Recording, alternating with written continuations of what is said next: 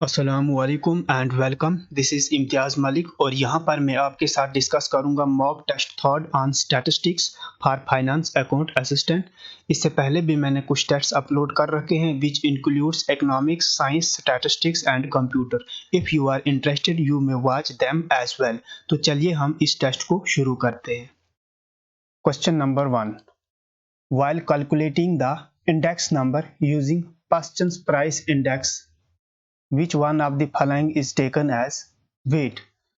Paschen price index number calculate करते समय हम किस को वेट लेते हैं?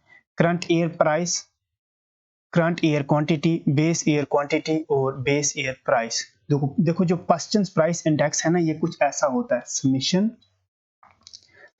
P1 divide by summation P0 ही रहेगा हमेशा, बट यहाँ पर वेट लेते हैं हम current year quantity Q1 divided by Q1 into में 100, ये इसका फार्मूला है।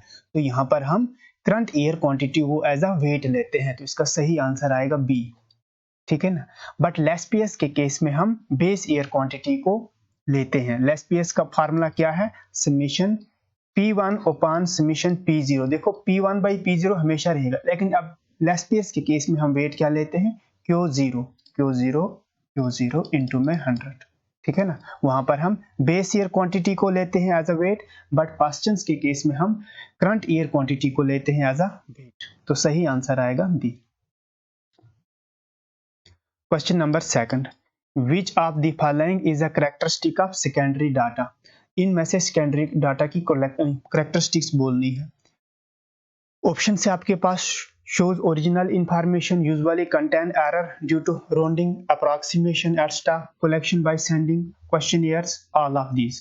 तो देखो इसको करते हैं, सेकेंडरी डाटा का कैरेक्टरिस्टिक shows original information, जो ओरिजिनल इंफॉर्मेशन शो करता है वो प्राइमरी डाटा कहलाता है, ठीक।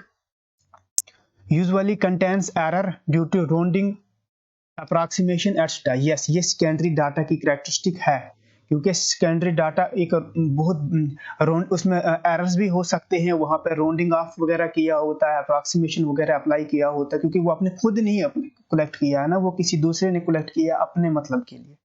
तो यहाँ पर सी ऑप्शन देखेंगे, कलेक्टेड बाय सेंडिंग क्वेश्चनएयर, ये भी प्राइमरी डाटा होता है, तो इसका सही आंसर आएगा B.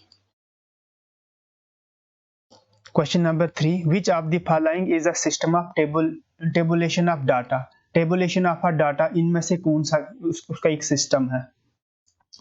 Punched card system, rank card system, ascending card system या फिर इलेक्ट्रॉनिक कार्ड सिस्टम?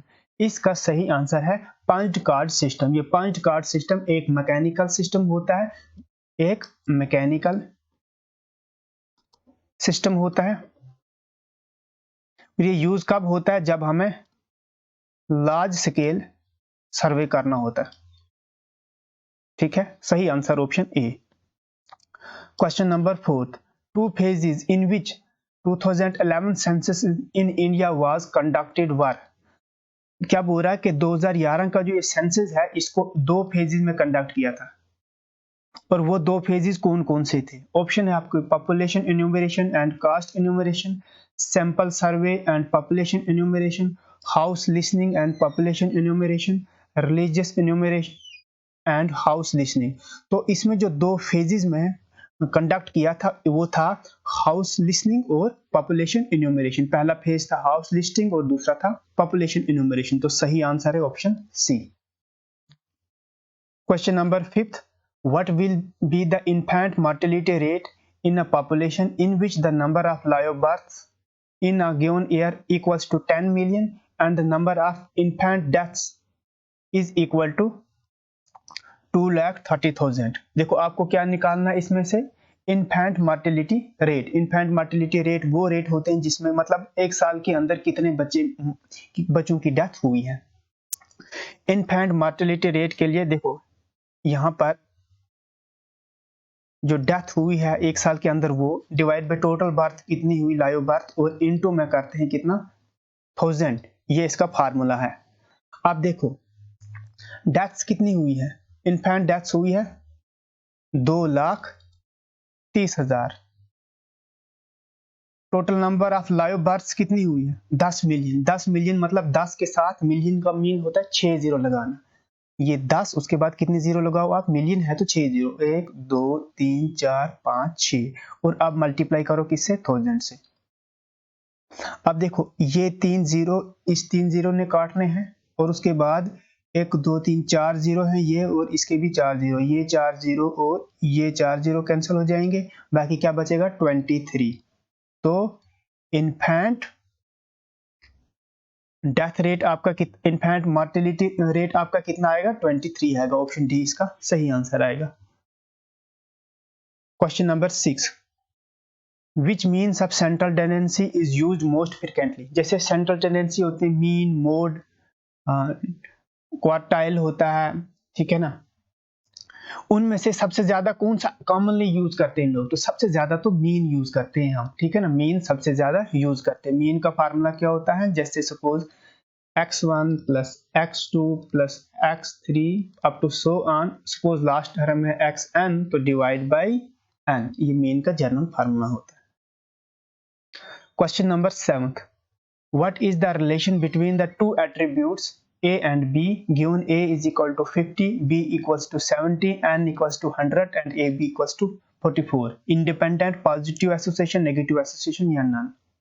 तो हम इसको कैसे देखते हैं? हमारे पास तीन होते हैं ना वो फार्मूले। एक ये, अगर ए बी बराबर होता है a into B divide by n, तो हम बोलते हैं ये है इंडिपेंडेंट, ठीक। दूसरा केस क्या होता है कि अगर A B is greater than a into B divide by n, तो ये होता है positive association.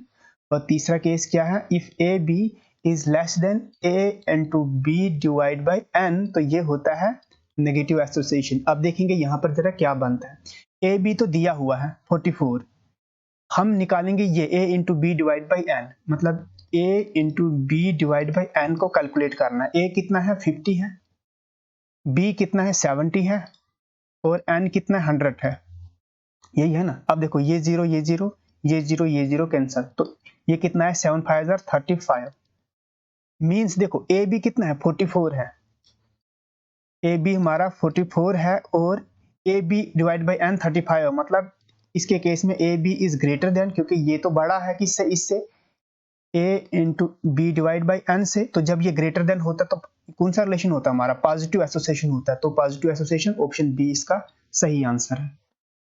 Question number 8, data collected for a questionnaire can be. जो क्वेश्चनियर से हम डाटा कलेक्ट करते हैं वो क्वालिटेटिव ही हो सकता है, या क्वांटिटेटिव डाटा ओनली, या फिर बोथ, या फिर नन। तो क्वेश्चनियर से हम जो डाटा कलेक्ट करते हैं वो क्वालिटेटिव भी हो सकता है और वो क्वांटिटेटिव भी हो सकता है। इसका आंसर आएगा C, both A and B. Question number 9, find the mode of the following data. इस फॉलोइंग डाटा में से मोड निकालना। What is mode? मोड वो होता है जो सबसे ज्यादा, जो ज्यादा रिपीट हुआ हो, मोस्ट फ्रिक्वेंटली। तो अब यहां से ये आपको डाटा दिया हुआ 6 6 19 12 12 13 13 और 6। अब देखो यहाँ पर कैसे करो, आप पहले 6 दिया है ना, आप ये 6 लिखो और देखो टोटल कितनी बार है, 1 2 और 6, 6 3 बार आया। फिर आपके पास क्या है? 19, 19 कितनी बार आया है? 19 सिर्फ एक बार आया है। फिर आपके पास है 12, 12 कितनी बार आया? 1 और 2, ये 2 बार आया है। उसके बाद है 13, 13 कितनी बार आया? ये भी 2 बार आया है। तो सबसे ज्यादा कौन आया? 6, कितनी बार? 3 बार। तो इसलिए इसका मोड क्या आ जाएगा? 6, बी इसका सही आंसर आएगा। Question number 10, a single card is chosen at random from a standard deck of 52 cards, what is the probability of choosing a card that is not a king. बोलते total आपके पास cards कितने होते हैं? 52 cards होते हैं। इनमें से आपको कितने चूज करने हैं? एक कार्ड, और वो क्या होना चाहिए? वो किंग नहीं होना चाहिए। समझ आ रही मेरी? प्रोबेबिलिटी बताओ कि वो किंग ना हो, मतलब बाकी कार्ड्स में। देखो टोटल कार्ड्स 52 है, किंग्स टोटल कितने होते हैं? किंग्स टोटल 4 होते हैं, बाकी फिर रिमेनिंग कितने बचे? 52 में से 52 माइनस 48 करो, 4 निकालो तो 48, बाकी अदर्स है, अदर देन किंग्स कितने हैं? 48 है। अब आपको प्रोबेबिलिटी बतानी है उनकी जो कि कार्ड की which is not a king. देखो डिनोमिनेटर में तो 52 ही आएगा, अब किंग नहीं है तो इसका मतलब 48 वो ऐसे कार्ड्स है तो न्यूमरेटर में आएगा 48। अब इसको आप काट सकते हो, तो कैसे काटो? सपोज मैं 4 से दोनों को काटूंगा, 4 1 are 4, 4 2 are 12 और 4 1 are 4, यहाँ पर एक बचेगा, ये जाएगा 12, तो 4 3 are 12, तो कितना जाएगा 12/13। इस तरीके से इसका आंसर ये आएगा 12/13। या फिर इसका दूसरा तरीका था करने का, वो दूसरा तरीका क्या था, जैसे किंग निकालने की प्रोबेबिलिटी कितनी थी टोटल कि किंग हो, जैसे टोटल था 52, किंग्स टोटल कितने होते हैं 4, 4/52 आता किंग की, मतलब वो आता कट करके कितना बनेगा 1/13, मींस 1/13 आएगी प्रोबेबिलिटी किंग होने की। बट अब हम उन्होंने बोला किंग नहीं होना चाहिए, मतलब फिर क्या करो 1 - 1/13 ऐसे निकालो, तो फिर 13 ये हो जाएगा -1 और डिवाइड बाई ये 13, तो कितना 13 - 1 12/13। इस तरीके से भी यही आंसर आएगा।